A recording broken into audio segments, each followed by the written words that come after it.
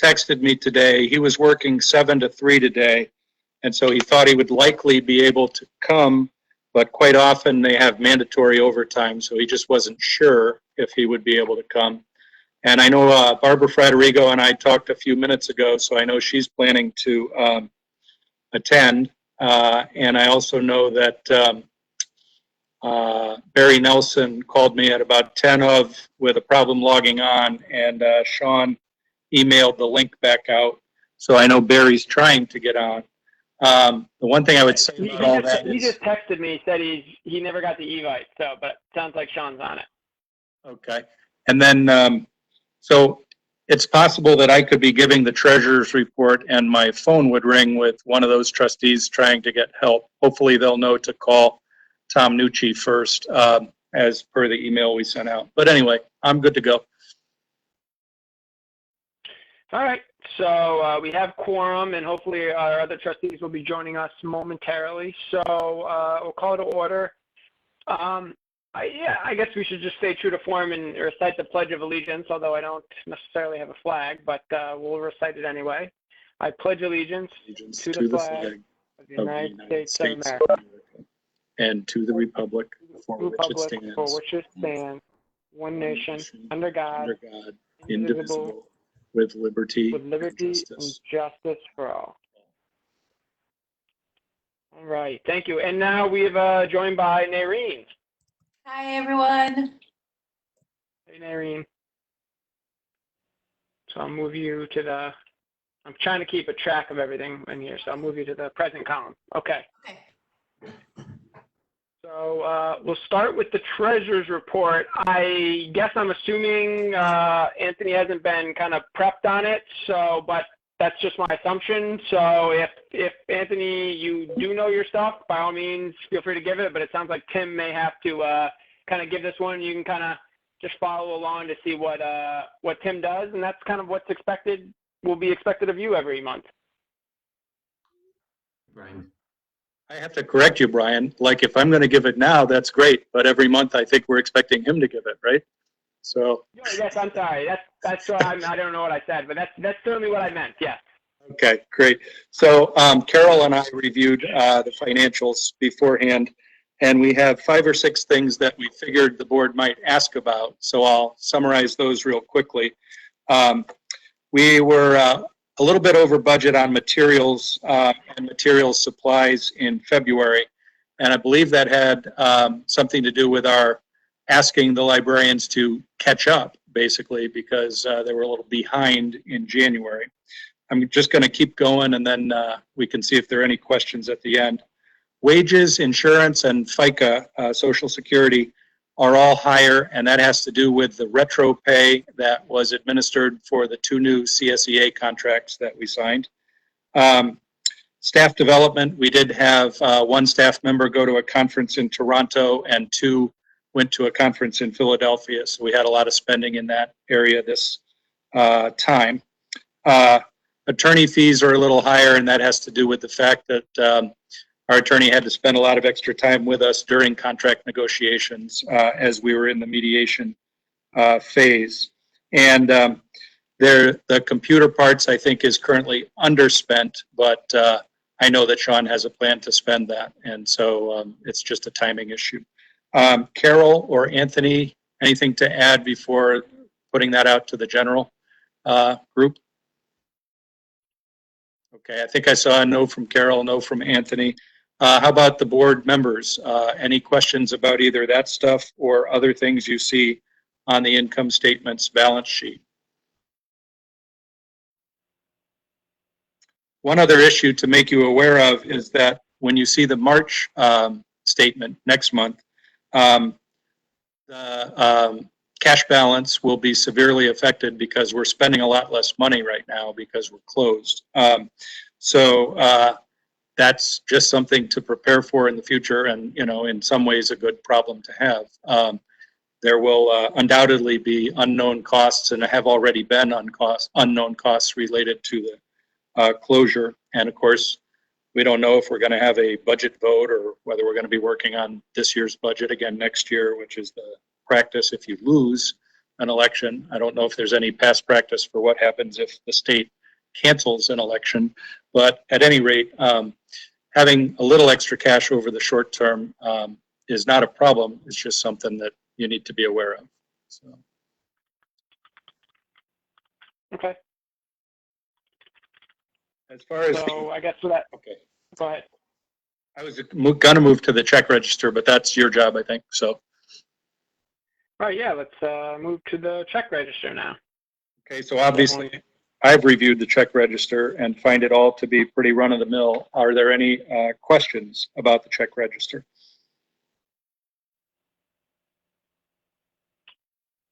All right, seeing none, is there a motion?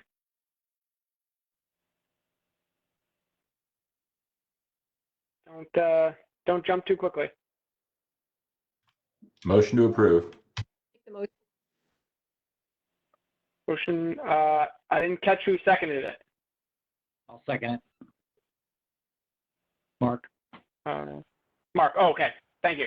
All right, so motion by Phil, seconded by Mark. All those in favor, we're gonna do, I think I mentioned this the other night, I'm gonna assume everyone is gonna vote yes. I will give an opportunity for anyone who wanted to vote no to vote no. That way I don't have to do a roll call of every vote. So I'm going to assume everyone votes yes. Does anyone want to vote no? Hi, I see that Barry just joined us. Barry, we're just approving the treasurer's report and the check registry. I have no problem with them. Perfect. All right, no questions? Okay. So the motion was made by Phil, seconded by Mark. Once again, I assume everyone's voting in favor. Does anyone want to vote no? Okay, that's unanimous. That's approved. So we will move on to Paul Mays. This is Sean. I just got an email 2 seconds ago from Paul. He was not included in on this invite. Tom is emailing him the invite right now. He will be joining momentarily. All right, so I guess we'll just kind of move along and we'll come back to him. Hey, Brian, can I ask a quick procedural question? Yes. Caitlin had sent an email saying she needs to leave at 8, so she was hoping for a board member volunteer to help with minutes after she leaves. And I'm not sure if she got anyone. I can do it. It's fine. Tim, I just did a chat with Noreen, and she said that she would take care of it. Super. Oh, Thank you. And it's 7. I have to unfortunately go at 7. That's okay. I got ahead of myself. Minutes for this are supposed to be a transcription, correct? Yes, we're on that. In fact, today Jenna finished the transcription of the last board meeting, and Sean has turned on the transcription feature for tonight's board meeting. So in the next day or two, WebEx should get us a raw transcription, which Jenna will then clean up. And then I talked to Tim Burke at Upper Hudson today for guidance on what to do with the transcription. And he said, keep it permanently. Make sure the public knows that they can have a copy if they wish. And so I had Luann and Jenna are going to put both transcriptions onto the website and the recordings of the meetings as well. So we think we're hitting the requirements of the new executive order. Okay. And I was asking because do we need to actually track minutes if we're using the video transcription as a replacement? It's a good question. I think it can't hurt really. Okay. We haven't seen a transcription from WebEx yet to see how good it is, you know? Okay.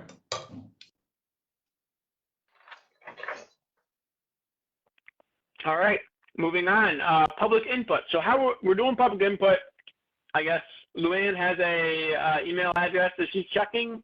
Luann, do we have any public input? Hi, everybody. Actually, no, we did not receive any public input. We did put the email out on our Facebook page and the press release on eBlast and have not received anything. All right, so move on. Committee reports. Barry, do you have anything to report from the building and grounds? We had a meeting that was scheduled, and it was scheduled for right at the time the library was shut down and all this coronavirus situation occurred, so there has not been a meeting, and obviously, I'm not sure when the next meeting will occur. Understandable. I have a feeling it's going to be very similar down the line. So, Caitlin, any finance meetings? No finance meetings. Labor management, is Barbara on? Does not look like it. So then we'll move on to policy. Nareen? No, nothing from last time. I think we did the last policy we did was physically at the board meeting at the library, and since then, there hasn't been anything. With all the coronavirus, it just got put aside, the rest that we had to do. And, Understandable. didn't All right, reach you out to UHLF? with other Herb, things. you got anything? Hello?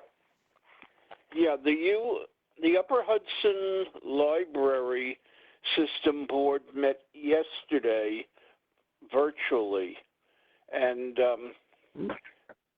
the budget has passed, and the construction aid is way down, so there'll be a lot less money for library construction in the subsequent year.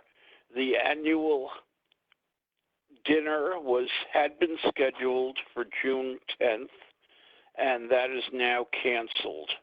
However, the board voted that the awards will still be given out, although not at the dinner. There'll be some other mechanism for that. And the information on the awards and the solicitation of nominee. Hello? Hello? We can still hear you, Herb. Okay, and the solicitation of the nominees will be made.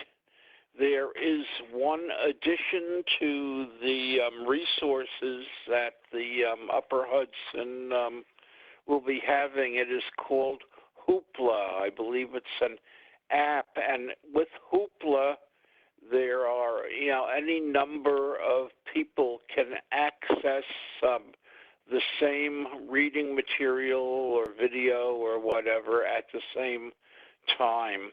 And I don't know if Tim wants to say anything about Hoopla, because he probably knows more about it than I do. Well, thank you, Herb. I'll mention it in my director's report, so we can, Oh. Mm-hmm. Okay. All right, I see Paul Mays has joined us. Hi, Paul. Hi, how is everybody? I didn't know you were a Chelsea Doing fan. well. Oh, no. Paul, for some reason, I think you have like the best background. You're like, it's perfectly symmetrical, but in your background, I love it. 5 years of architecture school. Good point. Shows. Certainly don't have a Chelsea banner. Yikes. Yep, I put that up just for this meeting, and mostly for Caitlin, but Okay. I'm glad that you have also come to appreciate it. I'm a Liverpool supporter. Okay, all right. I'll just tilt my head like that. Go ahead. We're logged on. Let me know when you need us. We're just going to run through one last committee report, and I'm guessing there was probably no meeting with Foundation. Mark Keeling, any meeting? No, there hasn't been an official meeting. There's been some emails going back and forth. They've actually received a number of donations, which have been pretty sizable. I think two $10,000 donations, which is good. So they're working on the gala. I think they're looking at a theme of the Roaring 20s right now. So yeah, just seeing some emails going back and forth between them. Good. Glad to see they're still working. All right, so we'll go back to Paul May's update. 1 second. So Paul, the 1 floor second, is please. yours, unless someone else wants to jump in. Yes, 1 second, please. Can you hear me, Brian? Yep. What's up? Okay. Well, first of all, Tim, you're muted and you're just waving. But I had a question for Herb. Did you say that the construction funding for next year's budget is not happening, but all of the previously awarded funding that we've gotten is still going to be going through? The new funding in the budget is way down. So that the Upper Hudson part of it is fairly low. I think as Tim Burke said something about $440,000 for the entire 29 libraries here. It was up to $32 million last year, and it was cut precipitously from that for this coming year. Okay, so what we were previously awarded is still there. It's just next year when we're seeking any additional funding, with everything else going on in the state, there's really no money there. Yes, and also the governor has it in his budget that he can, on 3 different occasions during the year, he can hold up money. So even the money that's supposed to come to us may not come to us when we expect it. Okay, that's what I wanted to clarify. Thank you. Brian, I have a quick point. Jenna texted me and asked me to remind anyone on the call who isn't speaking to please mute their microphones because it affects her ability to hear and take the minutes. Yeah, and I think, and so maybe Sean, if you can tell who is the one making the noise and want to just preemptively mute them, that is also okay. So probably with that, I will give it over to Paul Mays, assuming we have no more questions. Okay, Paul, the floor is yours. Thank you. And I believe Megan is participating either by call-in, if not video. Megan, are you there? I'm here. Oh, good. Okay. Megan is the project architect for the project, and I'm the principal in charge. But we wanted to give the Board of Trustees an update today, as we do periodically throughout the project. Obviously, things have transitioned quite a bit in terms of expectations and what's happening both in the construction field and the design world. So having said that, we wanted to talk to you a little bit about some updates to the design, as well as try and take a look at what we know about schedule and what we're going to have to assume about schedule going forward. So with your indulgence, I'll take just 5 minutes and talk about a design change that we've been addressing that we think works out very well. But in the absence of the ongoing committee, we thought we should bring it to the Board of Trustees to show that as well. So I'm pulling up a, actually, let me make sure I can do this and you'll see it. There's a way to, so bear with me, share content. I'm going to show you my screen.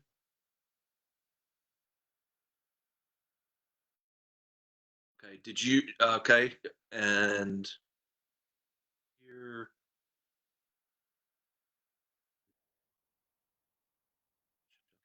Okay, so does everybody have a floor plan in front of them now? Yep. Okay, good. Yep. We made technology work. That's great. What we're looking at is the floor plan of the building as had previously been discussed. So you can see the children's wing over here on the east, which is where the addition is going. Western Ave would be across the top of the page, of course, and Mercy Care Lane would be on the left side on the west of the sheet. The changes that we're talking about are an area that had previously been discussed, the front lobby, the main entry area, and where we had talked about doing a lounge/cafe. Of course, the conversation was always to make that as flexible as possible so that in future, if you decide that you'll have a full cafe with concession, that's a possibility. If it's set up as a lounge and book sale space, it can simply be that, or it could even be any other reading area or activity space. Originally, we were going to put it here in this area, in the existing meeting room that's here. But we're actually now considering, based on a conversation with Tim, which was an excellent suggestion, putting the cafe or lounge over here in this meeting room. And the reasons for that, and I'm going to advance a slide so that you can. Oh, I thought I was going to advance a slide. There we go. So we're blowing up this area so that you can see it. The Tawacentha room would essentially remain a meeting room as it is now. We've taken out the compressed storage so that it goes with local history in the room further to the east, and actually have the capacity to add a door into the lobby and vestibule, meaning that the Tawacentha room could now be one of those meeting rooms that are available even after hours when the library is closed and our threshold is locked here. But by moving the potential lounge, cafe, book sale to this location, it allows us to make use of existing plumbing lines that are already in this area, rather than trenching across the vestibule and across this room to bring them into this space. That made a great deal of sense and still gives us some options regarding access to an outside plaza area, which I'll show you in just a minute. But the changes essentially create this space here. We can build in this counter, or we can do it as an alternate to decide later on the extent of the cafe type service to be provided. And again, we have proximity for plumbing and utilities right here. There's an existing door in this location now, and we could create a new outdoor plaza area in the planting beds that are there now. So we don't have to punch a new exterior door over here, which is what we were going to do. And it actually gives us a little more flexibility in this space. And of course, when the countertop is closed or the cafe, it can also be used as another meeting space. This also, the other change that we did is move this partition essentially out to this location from here, and then chamfered this corner, but this makes this program room about 46 seats now. So it enlarged the capacity of this room. It keeps the Tawacentha room the way it is now, and the Helderberg room remains unchanged as well. And our cafe book sale goes into this space. So it gave us a great deal of flexibility. This is the previous layout that you see in what had been the Norman's Kill room, now laid out this way, and the plaza would be out here. And you can see what was happening with the Tawacentha room. That actually now gets a little bit bigger if you consider the fact that the compressed storage is not in it anymore. As just a quick bullet point summary, again, it's going to save us money because of the extent of water and sanitary utility connections. They become much shorter, and we don't have to deal with an elevation issue that might have required a pump, an ejector pump to get sanitary up to a certain level. The Tawacentha room means that essentially it could almost go with no significant modifications. We could change finishes and so forth, but no structural changes that had originally been anticipated for that area, and no new masonry opening on the exterior wall for the exterior door. The existing exterior door, as I pointed out, can be used for access to an outdoor plaza space, and we save some money by reducing the lines of the kitchenette. This is that door that we're talking about, and this is the planting area that could now become a plaza area. We could put a hedge, a box hedge around here, and have a sort of a quieter seating area behind it, separated from the parking. Now, we could still do a plaza area back where we anticipated outside Tawacentha, but this one would actually connect to the cafe space. So I thought I'd stop there, but we think it's a good direction. We'd like to make sure our engineers can continue with it, but it was a big enough change that we wanted to run it by the board first. So I'll pause there and see if there are any comments or questions. Will the cafe still be accessible without entering the library? That's correct. So you would come through the vestibule and you could enter the cafe here just from the lobby, just like the other meeting rooms. And the library could be locked. Conceivably, this could become an entry door as well off of that plaza area, even when the other rooms aren't open, although access to restrooms is necessary and the closest restrooms are over here. So you wouldn't want the cafe open unless the restrooms were also available, but that was true in the old location as well. Okay, will the vendors going to the cafe be able to use that side door there? Or they will have to come in the main lobby? We can set it up either way. Right now, that's an egress door, but we could make it an entrance egress, and they could dog it open when the cafe is open. And then at other times of the day, they might, come through the vestibule to have to come through this door. But we can set that up as a matter of hardware, door hardware. Okay, thank you. You're very welcome. Any other questions, thoughts? Yeah, I think it's a fine change personally, so. I think it's good. It's consistent with the priorities we established about meeting room space. We still have that. Gives us a little more flexibility. And the more money we can save, the more we can offset whatever is going to be happening with pricing in these uncertain times. So we thought it made sense on every level. But again, we didn't want you to be at the grocery store and have somebody ask, what happened? You have no idea. So if that meets your approval, we'll continue down that route. Well, hold on. I see Barbara Federico just joined. I don't know when you joined, but I assume you joined at some point relatively recently, Barbara. Right, when he was in the middle of his presentation.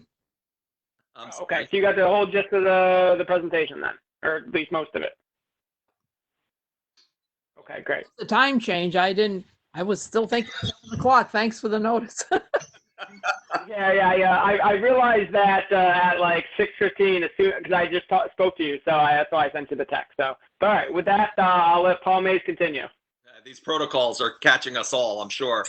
I was on a call earlier and somebody's dog started barking, and then my dog looked up, and all of a sudden all the dogs are conferencing with each other. The other thing I'd like to talk about was schedule. We had mentioned to Tim and some of the other committee members, we've continued to move forward. We're fortunate. Megan has been pushing this hard. She's able to work on it at home to a great extent. Architecturally, we're still in good shape. Our consultants, we're trying to make sure that we've got everybody on the same schedule.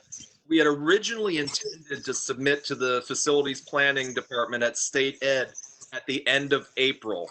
But given the current schedules, when most of the engineers had to shift over to work from home, the deadline we've given them is the middle of May. So I think May 14th or 18th, Megan?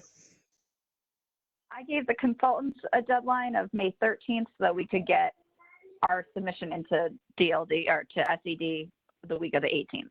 The 18th. Okay. So we're 2 weeks behind the schedule we had anticipated. But frankly, at the moment, I don't believe there are too many people sitting at SED right now. So we're going to have to see what's going to happen.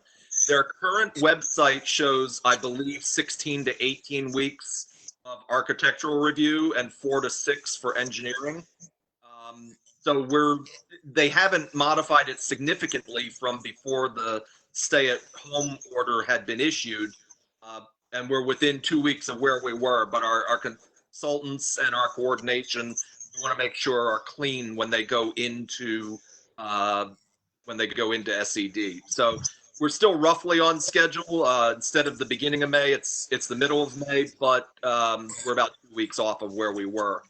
There is a design development full set that's currently with Turner Construction, the construction manager. They are, as we speak, pricing it. And Megan, correct me if I'm wrong, I believe they are to have that entire pricing set back to us by the 20th of April. That's what I was told, the 20th. Okay. So having said that, when we get the pricing back on the 20th, we can give the board another update, review it with the committee if you'd prefer to do that. But that gives us about 3 weeks from that point to wrap things up to get it into SED, which we're prepared to do from that point of getting the cost estimate. So it should be roughly where we were. Are there any questions regarding schedule?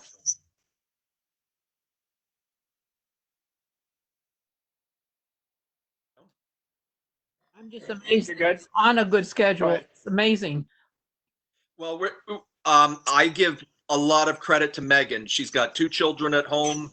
She's working hard on this at home. She and I meet at the office a couple times a week, keeping appropriate social distancing, of course, but we've been moving this along. My partner, Steve, has also joined in.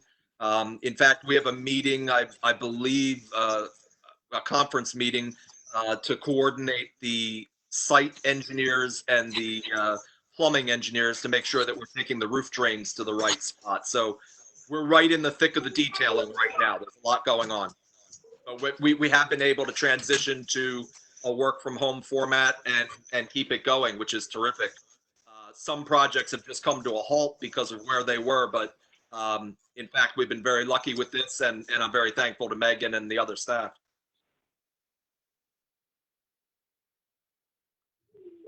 If there aren't any other questions, I'll just add one last thought. I've participated in a statewide phone conference and a couple of more local casual conference calls regarding the status of state funding. I heard you talking about that when I logged on a little earlier. Currently, Tim Burke and I, in fact, were just talking about it the other day. They have not officially announced extensions to the submission deadlines and normal dates for the DLD grant process. Both of us were of the opinion, though, that obviously is going to happen. There's no way that member libraries, even for the smaller grant amount that's available this year, are going to be able to get things in when the state essentially is on a no travel order. Consultants can't go out and do things. Contractors can't give us pricing. So we've got our eye on it. We're following it closely, but we do still anticipate getting a grant application in this next cycle. We're just not sure what the timing of that's going to be. But as I say, we literally are keeping an eye on it daily.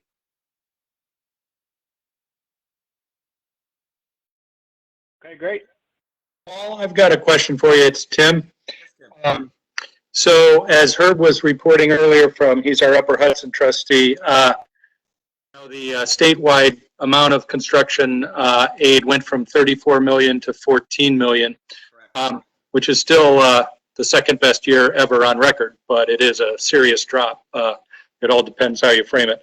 But at any rate, Upper Hudson is going to have $440,000 available to distribute to member libraries who apply.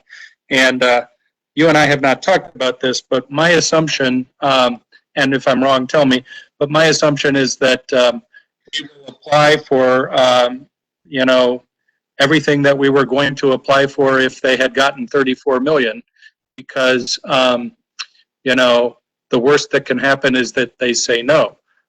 Scaling back our request just means we scale back our potential to earn grant money. So it is possible that we would be one of only a few libraries in Upper Hudson who was in a position to request large amounts of money. So my feeling is we go for it, and if we happen to have another good year, great. Do you have any thoughts on that? I don't take issue with anything you said. As you mentioned, the timing of your project actually puts you in a good position to leverage as much grant money as they can spare us. So the other question, obviously, is as we go forward, the project is going to be over the next 2 years, as you know, by the time it's reviewed and then bid and then constructed. So we only have so many bites at the apple when it comes to the grant process. So I think we apply each year, but we have more than enough things that I think we can add into the DLD grant cycle. I don't think we're going to run short of pieces. I would continue applying as our strategy was, so that we can take advantage of whatever monies may be available. As you recall, last year you actually got more money after the fact when when Mid-Hudson ended up having a little extra. So we'll be in conversation with Tim Burke as well and Mid-Hudson. But my feeling at the moment is you're in a good position. I don't see an advantage to backing off because it simply means, how many years do we have here? So we got to take what we can get now. And maximize, obviously, the advantage to the local taxpayer in that sense, that state funds, even though they're down to 14 million. That's a disappointment. But again, the original budget had it down to 0. So, getting it back to the 14, we're thankful there's something there, and we can certainly find a use for it here.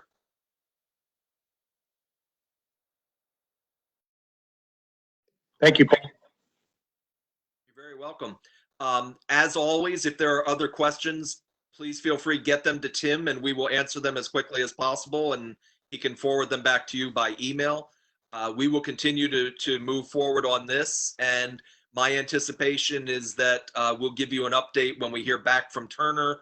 We'll sit down with them, walk through their cost estimate so that we all understand it, and then be able to review it with you folks at that point. And perhaps we'll set up a special meeting of the board or at your next regular board meeting. All right. Super. Thank you all. It is a pleasure working with you. You folks have been terrific, and the fact that you're able to pull this together this evening has been fantastic. Sean and I did a test the other day, and he did a great job of making sure the technology works smoothly. So thank you all. How do I remove your screen from my screen? He'll go away when he hangs up. Oh, the big screen. The big screen, yeah. Thank you, Paul. I'm going to turn it off Appreciate your in just time. a second, and then see. Hopefully it's gone now, right? Thank you. Yeah. Okay. Thank you, everybody. Enjoy your evening and stay safe. Thanks, Paul. Thanks, now. Paul. Looks like we're going to director's report. I hear a screaming baby in the background, so I have to go for a second, but I will be back. Tim and Herb, the meeting's Okay. Click mute on the baby. If only. So I will start the director's report, and I'm going to start by asking for a housekeeping detail. It is awesome that so many of you have learned the video side of this, but for people that are calling in, whoever is calling in from 508-272, please identify yourself so Jenna knows who is in the board meeting for the minutes. Jenna, maybe they're not there anymore. Tim, I believe that was Megan, and I believe she dropped off the call. Okay, thank you. Yeah, now that you mention it, that is a familiar number. Jenna, tomorrow you and I can double check that because I have her number in my phone.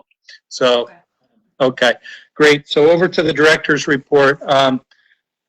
Following up on one thing from Herb's report and Phil's question about it, in the Directors Association conference call earlier this week, the same question was asked that Phil Metzger asked, which was, can we count on the grant money that we were awarded last year? And Tim Burke's answer was very similar to the one we heard earlier, but slightly different. So I'll bring those differences to bear just so we're all fully informed of all the perspectives. So Tim said, he started by saying he was 100% sure that since, quote, that is bonded money borrowed last year by the state, that it's coming, unquote.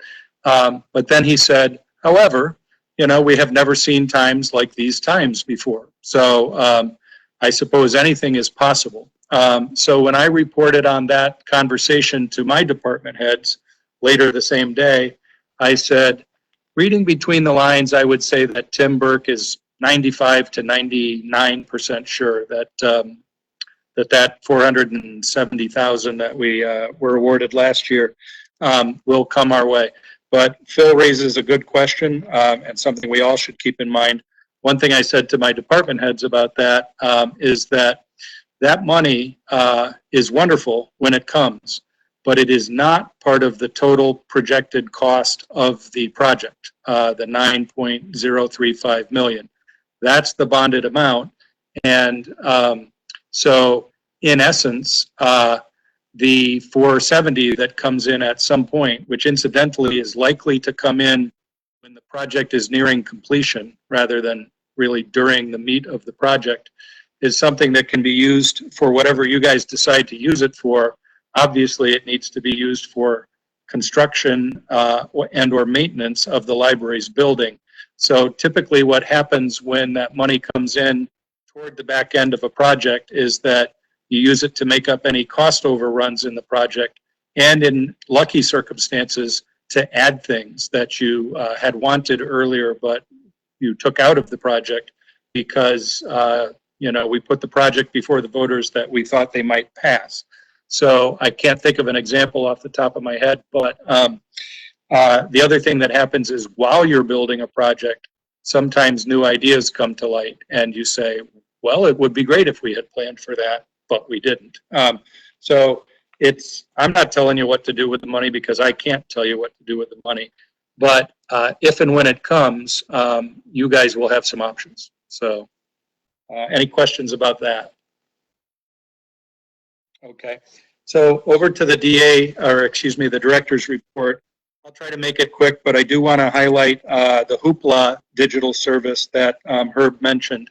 So first of all, one of the things that I believe you should know about, I believe I've reported to you a little bit about it, is that the library is already offered, prior to the closure, a tremendous array of online resources.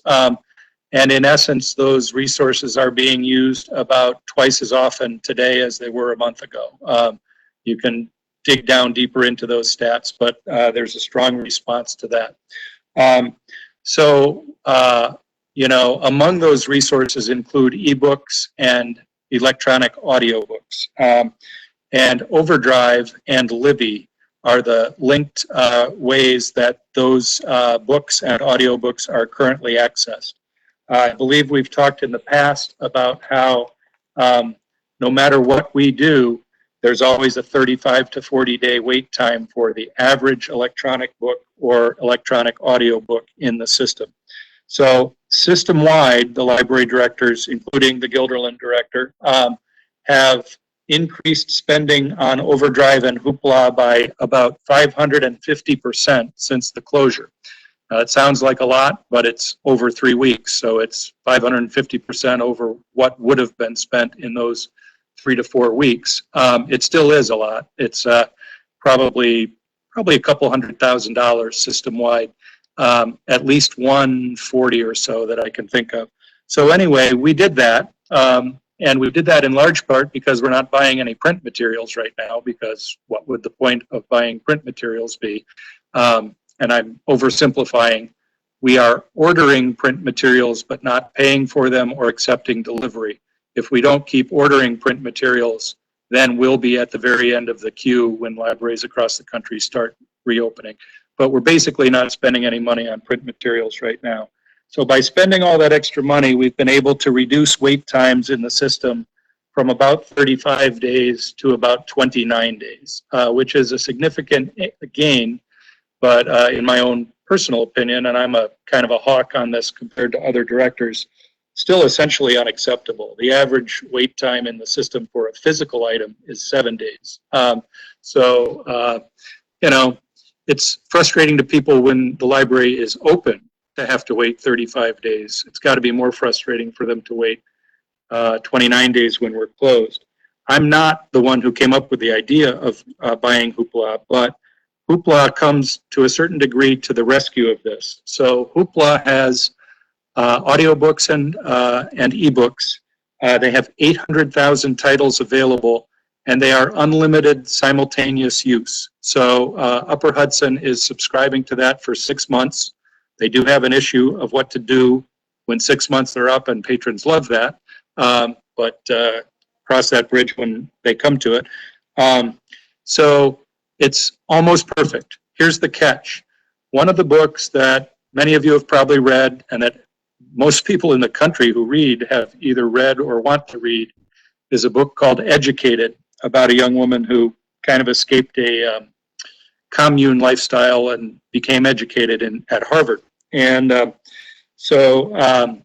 Educated has been in the top 5 of the bestseller list for at least the last 2 years, maybe 2.5. So I asked the question, so once we buy this Hoopla, everyone who wants to read or listen to Educated will be able to do it at once, correct? And they said yes, if Educated is among the 800,000 titles that Hoopla offers.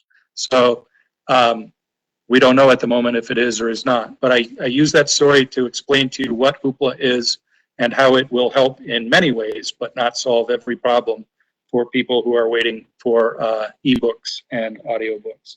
I'm going to pause there and ask if there's any questions about anything so far. Okay, so I do want to commend the entire staff. I could single out 12 or 15 or 18 people from the staff, but I think that would be counterproductive. People are really responding to this challenge very, very well. Everyone whose job allows them to work from home in anything but the most rudimentary ways is really getting it done. People are doing story times, making videos, having department meetings, having meetings of 2 or 3 people, taking lots of training sessions, ordering books, as I mentioned earlier, upgrading the website. There's just a tremendous amount of work going on. And I think we'll see more of it over the next 3 to 4 weeks, because a big part of the work over the first 3 weeks has been learning how to do all this remotely. The learning curve hasn't gone away, but it's greatly reduced. A lot of people have achieved great things there. And then lastly, I just want to report that we did sign a contract with a local company called Janway to clean and sanitize the building. That has been done. It's completed yesterday. That was at a cost of $5,300. We had 8 estimates for that work that ranged from $2,500 to $15,000. And we took one from the middle of the estimates, not so much for cost. Cost obviously is always a factor in anything we do, but more because it was a matrix involving cost, what technology they used, and when they would be available, that Lou Warner, myself, and Margaret Garrett worked on. So we're happy about that. We do not feel, Margaret and I do not feel that we can afford to do that again. We are controlling access to the building right now in order to control the amount of potential virus that comes into the building. Like, you know, if I have a whole bunch of staff members going in there, then, you know, there's just a higher likelihood that somebody will leave the virus behind with them, and so forth. So we have tight restrictions on access. I believe I'm the only one who's been in since we finished the sanitization.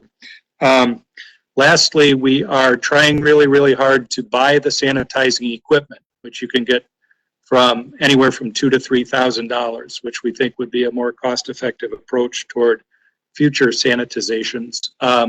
Albany and Bethlehem are doing these same things. They're somewhat similar size-wise and so forth. There's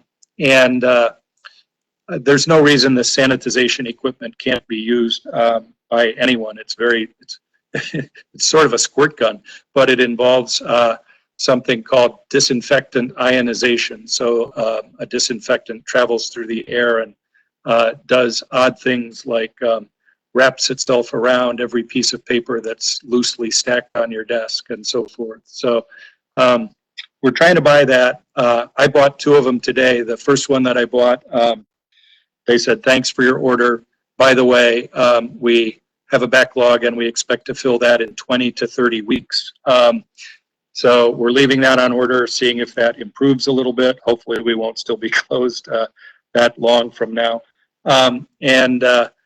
We also have plans to potentially borrow that equipment from either the Guilderland School District or the Bethlehem Library if we can't get our own before the time that we reopen. So obviously we're taking the virus very seriously, and that's the end of my report, but obviously happy to take questions.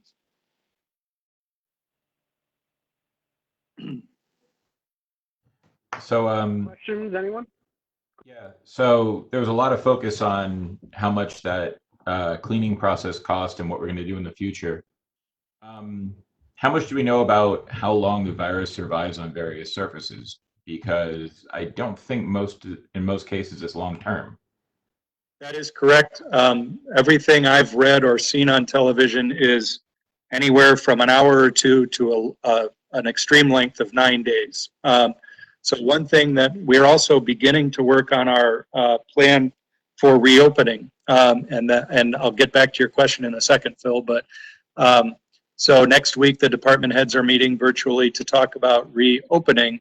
And also next week at the weekly call, or weekly meeting of the library directors in Upper Hudson. Upper Hudson is putting a committee together to make recommendations of all the member libraries about how they approach the reopening process. One thing we could consider is taking a period of, let's say, 10 days. So let's just use some theoretical dates. Let's say we were going to open on June 1st. So something that we will consider is saying that from May 20th to, let's back it up a little bit. May 15th to May 25th, there will be zero access to the building for any reason at any time. That should be long enough for the virus to die, according to what we think we know at this point.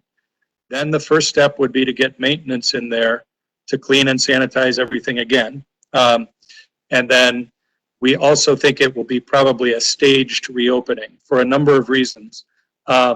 One, there may be some social distancing guidelines that are still in effect at that time. So the state or the federal government might say, well, you can be open, but no more than 20 people in the building at any one time. And then we might have to say, okay, does that include staff and patrons? So we're trying to cover all the bases about what we're going to be allowed to do when, what is going to be safe and prudent to do when, and we may, for example, be open for a week, and this is just something I'm making up at the moment, but be open for a week with a limited staff and not allow any patrons in, just allow people to return things so that we can wipe down each of those books as it's returned, get stuff reshelved, work on problems with people's circulation records, which may have occurred as a result of being shut down for so long. So it's complicated. But the original point of your question, I think, Phil, was, what if you just left the building fallow for long enough for all the viruses to die? That works for me, but I think the reason I spent $5,300 on cleaning and sanitizing and want to spend another $3,000 or so on sanitizing equipment is two-part. One, the public may need to be reassured and the staff may need to be reassured that the building is not virulent. And particularly the public may call into question the whole idea of borrowing things that are communally owned, which might be a very difficult time for libraries. So we need to reassure them that we've done everything we possibly can do in order to make our place safe to be. Secondly, there's a second aspect to that. Having the sanitizing equipment available for the future. I'm sure you're seeing the same things that I'm seeing, that the virus is likely to keep coming and going in waves over the next year or two until we develop medications and or vaccines to make ourselves more immune to it. And so when that happens, you'd like to have that sanitizing equipment in hand so that you can shut down quickly, clean and sanitize the place, and perhaps reopen quickly. And for $3,000, in my judgment, that's a good purchase. So a big answer to a question that I think was important, and maybe it wasn't that much of a question, but I wanted to get everything back that I thought was related to that in any way, Phil. Thank you very much. Mm-hmm. Is Brian back? Yes, there he is. Back. Yep. Okay. So I'm done with the. Okay. Any questions, thoughts, concerns? So then I will entertain a motion to accept the director and staff report. I got one question for Tim. Go ahead. You said you are entering the building at this point? Occasionally, yes. Okay, so it's not like every day you're going in at a certain time or anything? You just. I think I've been in Barry 4 times since the closure. Okay. Typically, I will go in. I went in once to meet people from Butler, Rowland, and Mays who needed to get in to keep that process going. And I've gone in to pick up documents and or print lengthier documents that I needed to do my job. That's basically it. Okay. Yeah, I have no problem with that. I was just curious if you were, doing it regularly or whatever. No, we've had maintenance in on a number of occasions. We've had Jenna, Margaret, and Carol and Sean have all been in, but I think less than I have. Most of those people once. Is anyone like checking the grounds or anything, walking around just to make sure everything's okay? I am doing that, and I think some maintenance guys are doing that as well. So every time I go to the grocery or the drugstore, I also stop at the library.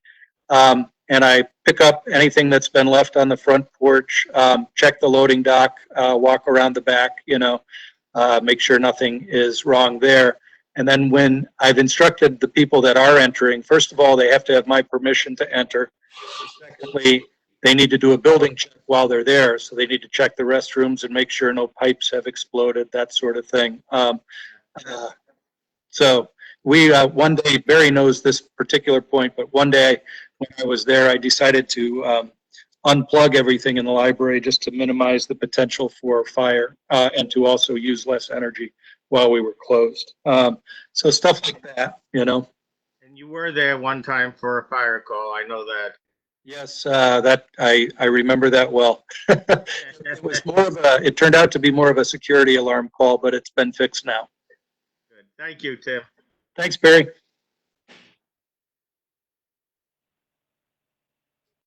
Any other questions? Is there a motion to accept who is that? Caitlin. Okay. Is there a second? Seconded by Phil. Okay, great. All those in favor, you'll be assumed voting yes. Anyone opposed? Okay, motion is unanimously adopted. Hey, All right, with that, Brian, I am off the call and Noreen is taking minutes. Have a good night, everybody. You too, Kate. Right, thanks, Caitlin. Brian, I want to point out that the dog was apparently opposed. Oh, yeah. Well, you've met my dog. She's opposed to basically everything. Okay. So if you don't mind my skipping ahead, Brian, the next item is coronavirus update. And basically, I've covered that with one exception, which is that one of the things under discussion, both in our library and in all the area libraries, and I'll have more to report on this later, but I just need to mention the concept, is that programming itself may be suspended almost completely upon reopening based on whatever the government's recommendations are at that point for groups of people getting together. So there'll be that factor, and there'll also be, let's say that the government says tomorrow, okay, groups of 100 can now get together again. Rhetorically speaking, how many of you would want to go get into a group of 100 tomorrow? So I'm not sure that it makes sense for us to plan a bunch of programs for May and June that we would then have to cancel depending on how this moves forward, or that we would go ahead and hold and very few people would come. So right now where we're making progress alternatively is with virtual programming. For example, we're talking about, we had two concerts scheduled for April, and I believe Maria is checking with those performers to see if they might want to perform virtually. That if we can get 100 people or 50 people to come, that those are similar numbers to the numbers that would come to those kinds of events in person. So, and that's in the case where something's already scheduled and contracted. But I think the point of what I'm saying is people need to be aware that it probably won't be business as usual when we open. It'll be a new kind of business, at least for a period of time. One example I mentioned earlier, I don't think the public is likely to buy into what we do unless we can say that we are wiping down every item as it's returned. Maybe once we own the zapper gun, as I like to call it, you take the stuff out of the book drop, you put it into a rolling bin, and you shoot the zapper gun at the bin, and wait an hour before you start putting it away. Or maybe you buy an awful lot of Clorox wipes, and you put on a pair of gloves and a mask, and you wipe each one of those books coming in. Albany Library is the one locally that originally suggested that, and unfortunately, at a director's meeting, I said, you know, I think you're kind of crazy. That's a lot of work and a lot of expense for wipes. And, you know, I know more about the virus now than I did then, and I think it's probably necessary in order to reassure the public that they want to do business with us. So that's my whole coronavirus report, unless people want to talk about it, ask questions, make suggestions, et cetera.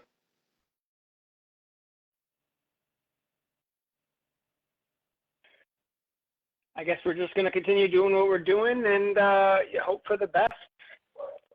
I guess I would also say, related to doing business, that Carol and David Gilliam are doing a fantastic job of, you know, Carol gets the mail at the post office, finds the bills, you know, gets them to me so that I can approve them, cuts the checks.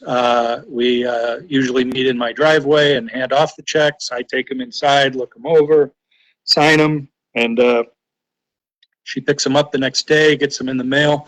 And we think that that's important because of our credit rating, but also because the businesses in question, whether they're national or local, if nobody pays their bills, there's going to be a big problem, you know? So we are doing that, and I think doing it pretty well. When you come to the next board meeting, which I do hold out hope will be in some other venue than this, but when you come to the next one, you'll see evidence of that, because that's ongoing pretty much every day.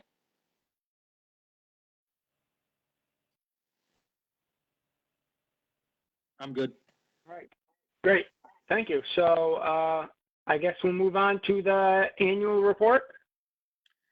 Okay, so that's me as well. And of course, it was emailed to you.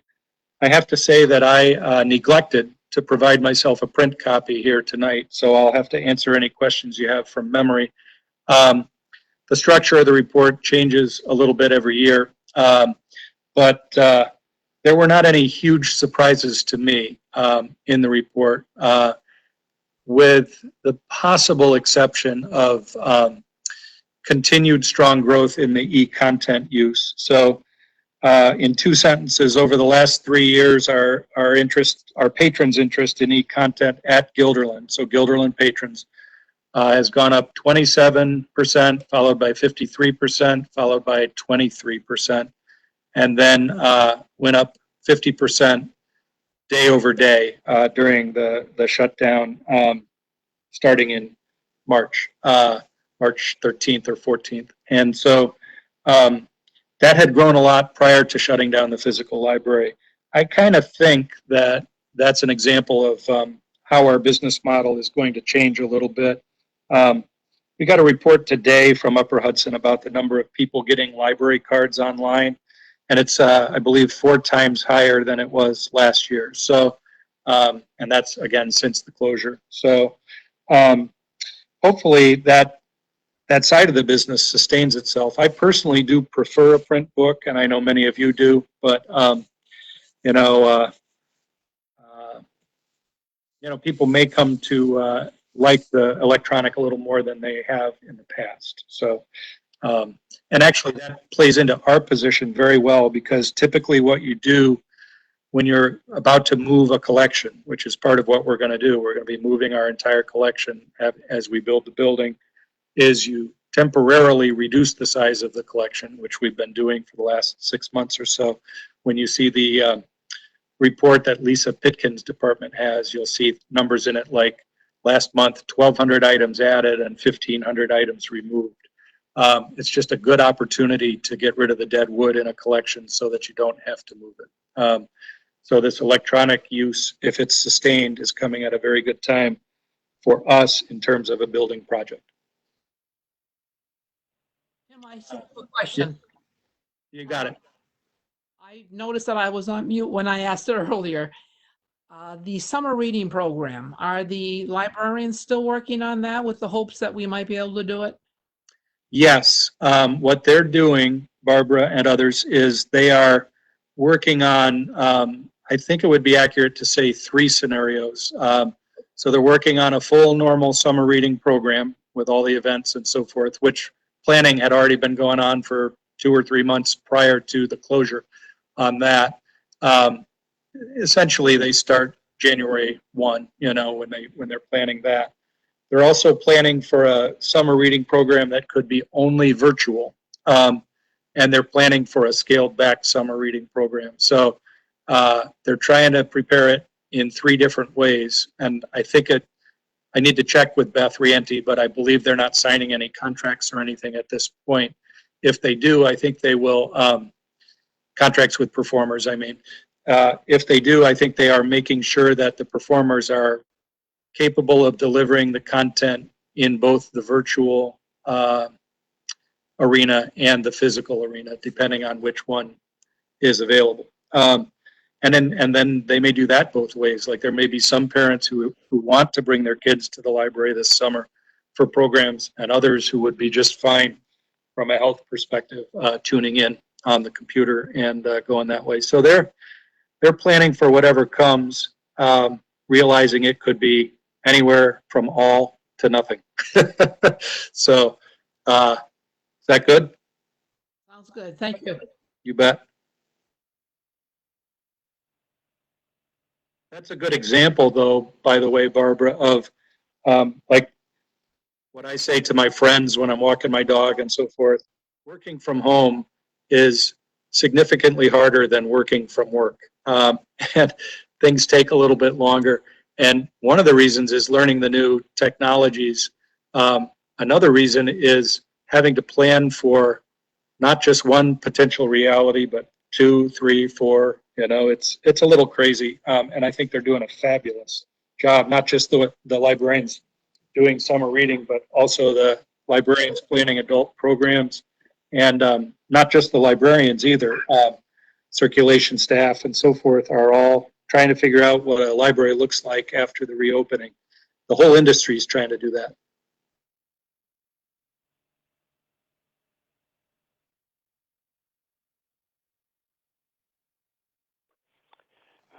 Tim?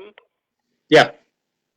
Yeah, I have a question under new business. Have the dates been pushed back for the filing of reports and signatures for the Public Library Board of Trustee elections?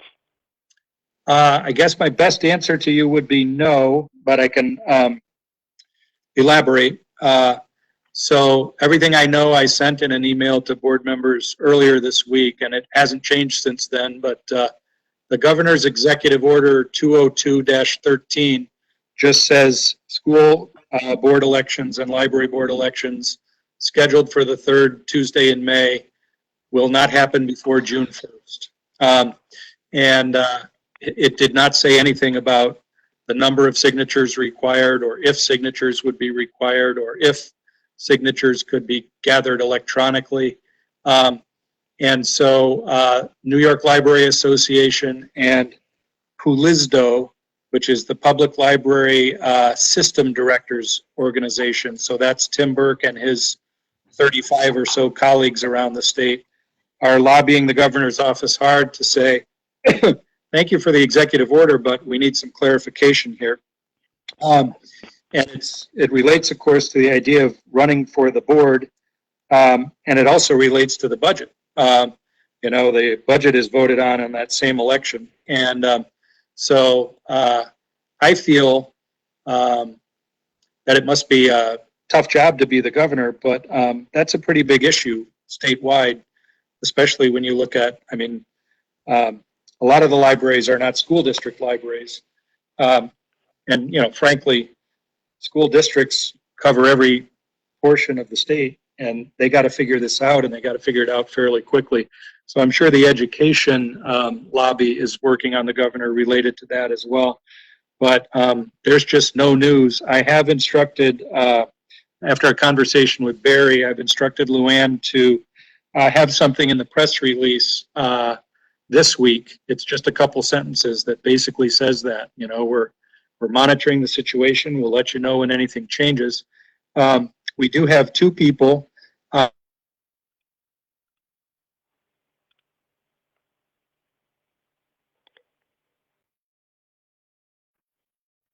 Hello? Did anyone else lose Tim? I think we lost We Tim. all lost him. His thing froze. I think he Okay. said Well, too much. that'll and took happen. care of him. So I Yeah, assume he I lost him will eventually come back. Mhm. Uh, I have So- a question for Barbara with this. The clerk of the school district, is that person working or working from home or what? She is working part-time, Okay, because we're supposed to file 3 or forms 4 hours a day. with that person. Correct. And so where is that person, working from then? She's working at the district offices. What I would suggest is getting your petitions over to Tim's house. And then he can give it to his wife, who can then bring it into the high school. Okay, because there are also the financial forms too. So that would go the same way. Right, but I'm assuming, seeing that they have extended the deadline for the signatures for the other races, that once we get clarification, it will be the same for the school board and the library board. Yeah, but we don't know that now. That is correct. Yeah. One thing that they did with the other signatures is they required a very small number of them. Like they required only a small percentage, so I don't know if they're gonna do the same thing with the signatures for library and school. Yeah, we'll have to see what they do with that. Correct. all right, I guess we want to. Go ahead. I'm Is sorry. Tim back? Is there any way, if anybody is looking to run for a trustee, that they can get the petition or whatever it is?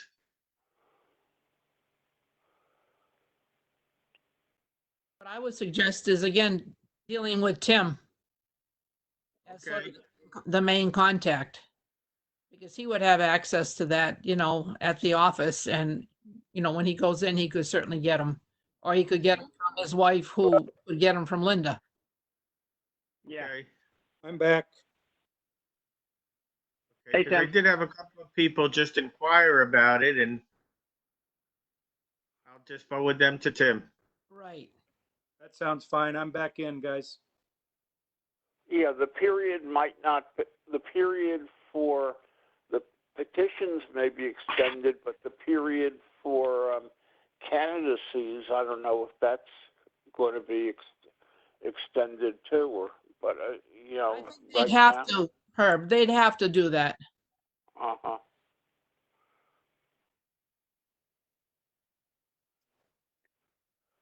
Yeah, and it's not like Okay, you do can we go to feel people's confident houses with and this? get signatures. I mean, signatures would have to be probably done by appointment.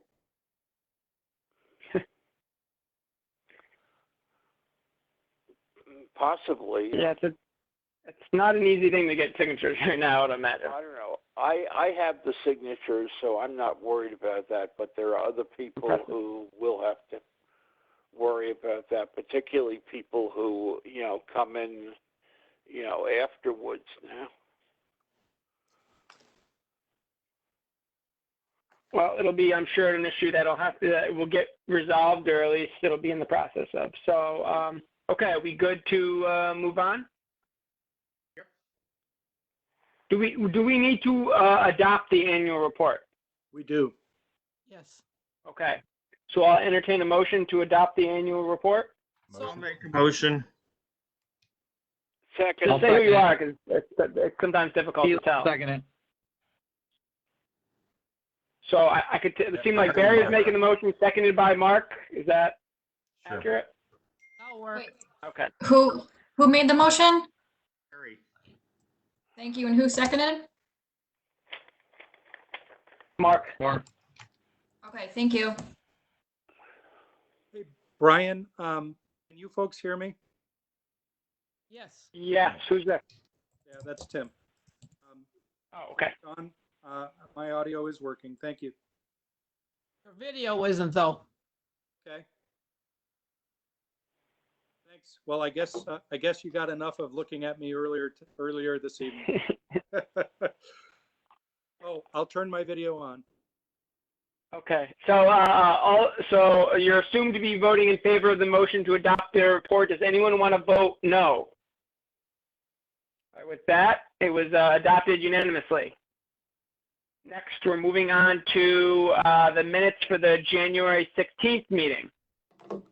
Sure you've all had a chance to look at those. Is there a motion to adopt those? I'll move. Barbara. Barbara, seconded I'll by, second. Noreen couldn't tell what second. that was, Kathy? Okay, seconded by Kathy. Once again, all those, you're assumed to be voting in favor. If you're opposed, please say something now. Okay, that's unanimous. Now, next to our minutes to our special board meeting on the 29th. Is there a motion? So Phil. moved. Motion by Phil, seconded by Barbara. Is there anyone opposed? Then that is approved as well. And finally, our minutes to our last board. Go ahead. Brian? I'm sorry. Brian, Yeah. I need to abstain. I cannot vote on this special meeting because I was not there. Right, and neither was The Noreen. January 29th meeting? Okay. And neither was who, Jenna? Noreen? Okay, so just make sure you mark that, Noreen. You're on mute. I'm sorry. The meeting was the 29th of? January. Oh, that's right. I was sick, right? I was sick. Okay. Sorry, my head is like, okay. Okay, so anyone opposed? Then that's approved as well. I kind of lost track. That was just the March 19th I did, right? I thought you just January 29th. Okay, so that was January 29th. So then is there a motion? We had two abstentions, Noreen and Barry. So then our last one is the meeting to our virtual meeting on March 19th. Is there a motion? I have one correction. Yep, go ahead. It indicates that we went into executive session. Oh, no, it indicates that there was a motion to exit executive session, but the minutes do not show that the meeting ever ended. It does not indicate that there was a motion to adjourn the meeting. For the March 19th? It says both. It says motion to exit executive and adjourn. You can't have, Motion that and way can't be out. one motion. Okay. You need a motion to exit executive session, and there has to be a separate motion to adjourn the meeting once we've exited. So it would appear, I assume, Jenna, we just screwed up last time. Would that be accurate? Sorry, say that again? So it would appear we acted incorrectly last time. Last time we made a motion to exit and adjourn at the same time. Would that be accurate? Yeah, that's what I went with, over with Caitlin. Oh. Ooh. So there was. I guess I don't remember what happened. If that's what Caitlin said, then that's what We've Caitlin been said. meeting for, I think because everybody's new at this, it was a little crazy. Right. So Barry, how do you want to address this? well, actually, technically, we've been meeting for the last month then, I guess, but if that's what we did, then, that's what we did, I guess. I honestly don't remember. I don't either. Learn from here. That's no big boo-boo. Yeah. I'll So, all make a right. So, motion, we just make accept sure the we know. I'll make a motion, we But as accept always- those minutes. Okay. Motion by Barry, seconded by Barbara. Barbara. Is anyone opposed? Okay, meeting minutes adopted. So now I guess we're going to do a second public input because we're online. Luann, is there anyone else who wanted to, who emailed in from the public? Oh, I did not get any other responses. That's too bad. Okay, so with that, is there a motion to enter into executive session? I make the motion. Seconded by me. Motion by Nareen, seconded by Phil. Anyone opposed? All right, with that, we enter executive. I would This say, is Sean. Tony, Let's if you- hold on. Let's hold on 1 second, Brian. Okay. I'm going to make sure that we're not live. Give me 1 minute Okay. here. Hold on. Yep, take your time. Tony, I guess I'm not opposed to you